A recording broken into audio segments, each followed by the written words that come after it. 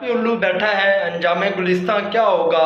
हमारे यहाँ दावा किया जाता है कि जी हम मोहल्ले में हम तालीम दे रहे हैं, हम तालीमी इदारे चला रहे हैं, हम अंबिया का जो मिशन था लोगों को तालीम देने का, लोगों को सुधारने का, उसको प्रमोट कर रहे हैं। लेकिन मुझे ऐसा लगता है कि हम आज के दौर के लोग ये कहने के बिल्कुल भी काबिल नहीं हैं कि हम अंबिया के मिशन को प्रमोट कर रहे हैं, क्योंकि हमारे यहाँ गरीब बंदे के लिए तालीम नामुमकिन कर दी गई है। तालीम को एक बिज़नेस बना लिया गया है, क्योंकि आप अपने बच्चे को खुद बाज़ार से किताबें ख़रीद के नहीं दे सकते, बैग ख़रीद के नहीं दे सकते, स्टेशनरी ख़रीद के नहीं दे सकते।